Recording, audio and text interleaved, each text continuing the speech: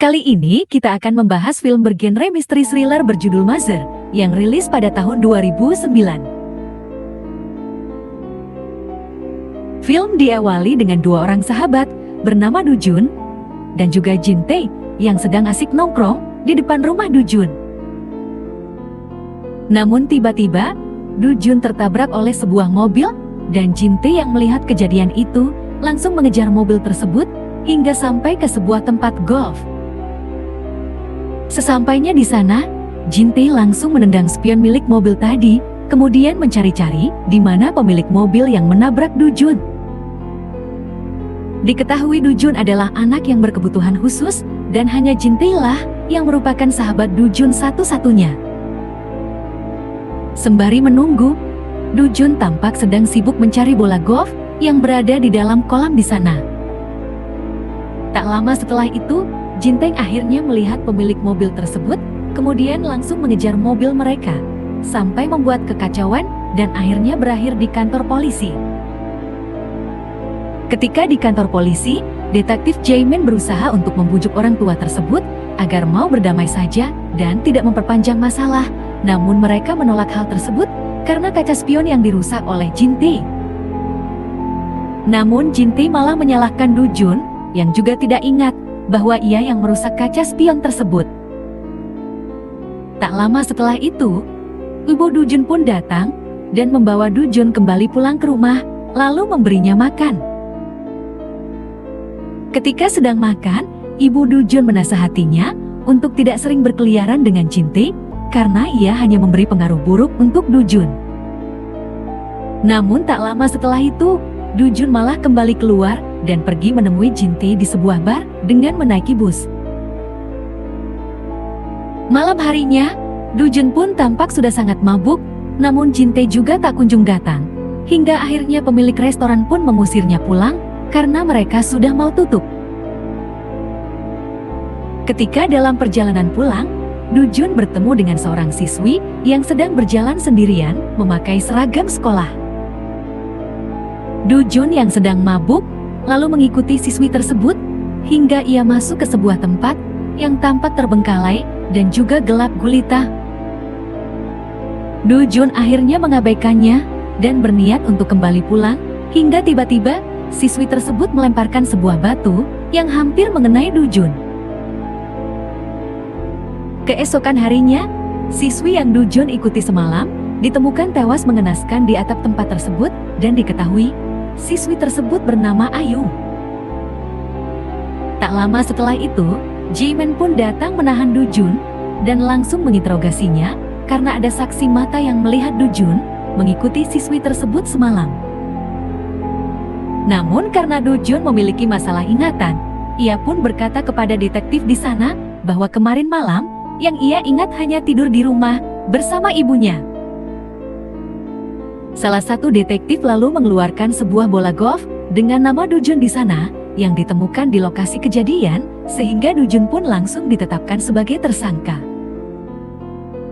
Ibunya Du Jun lalu datang ke kantor polisi dan diketahui bahwa Du Jun ternyata sudah menandatangani sebuah dokumen pengakuan bahwa ialah yang membunuh siswi tersebut. Ketika Jaemin hendak kembali, ibu Du Jun ternyata sudah berada di dalam mobil dan hendak membujuk Jaemin untuk membantu membebaskan Du Jun. Namun ternyata kasus tersebut sudah ditutup dan Du Jun juga sudah ditetapkan sebagai tersangka utama sehingga tidak ada lagi yang ia bisa perbuat.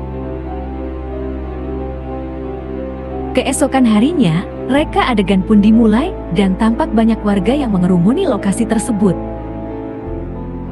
Du Jun yang tidak tahu menahu hanya bisa pasrah dan mengikuti arahan dari polisi, seakan-akan dialah yang memang melakukan pembunuhan tersebut.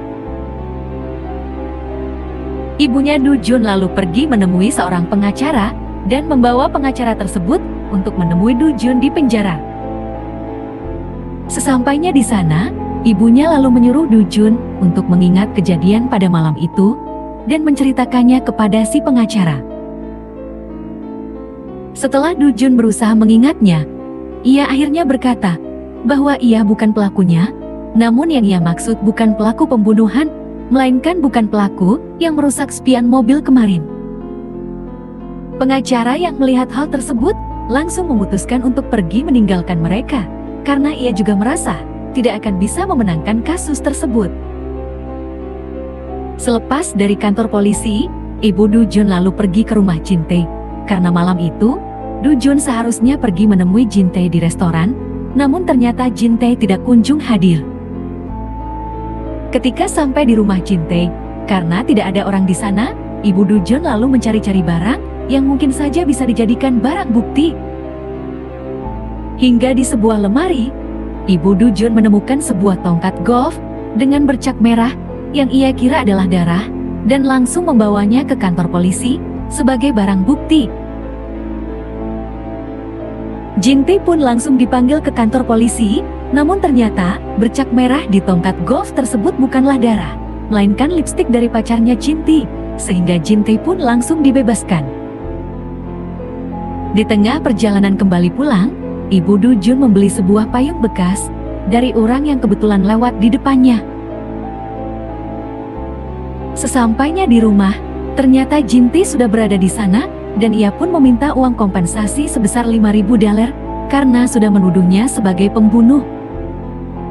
Namun karena uangnya tidak sampai $5.000, Jin Tae mengambil uang yang ada dan meminta ibunya Du Jun untuk mentransfer sisa uangnya nanti. Sebelum pulang, Jin Tae berkata bahwa ia yakin bukan Du Jun lah pembunuhnya, dan Jin Tae menganggap bahwa siswi tersebut dibunuh akibat motif balas dendam. Dikarenakan mayatnya berada di atas atap, sehingga ia menganggap tujuan dari si pembunuh yaitu ingin memperlihatkan kepada publik bahwa ia sudah berhasil membunuh siswi tersebut. Jin Tae pun meminta kepada Ibu Du Jun untuk mencari informasi terkait Ah Hyung melalui teman-teman atau sekitaran lingkungan sekolahnya. Setelah bertanya ke sana kemari, diketahui ternyata ibunya Hyung sudah meninggal dunia dan ayahnya lari bersama wanita lain, sehingga Hyung kini hanya tinggal bersama neneknya yang suka minum arak beras.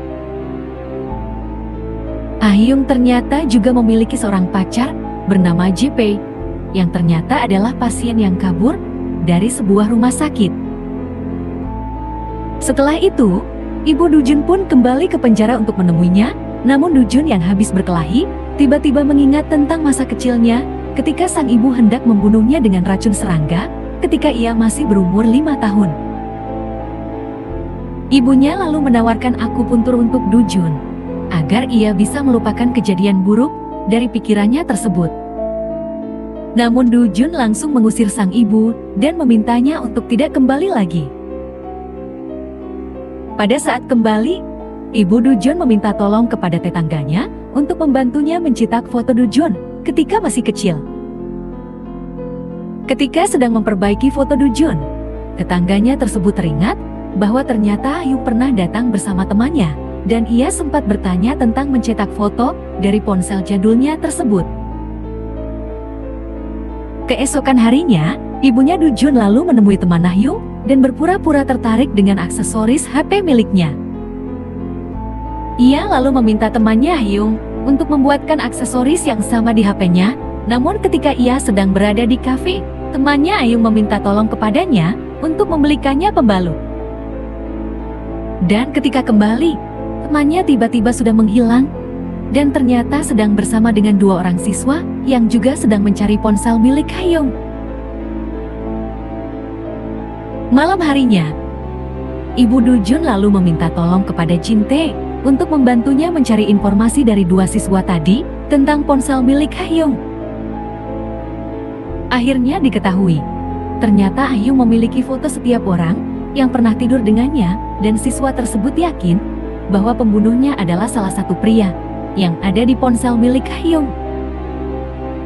Setelah mendengar hal tersebut, Ibu Du Jun langsung pergi ke rumah nenek Hyung karena ia yakin bahwa HP milik Hyung berada di rumah neneknya tersebut.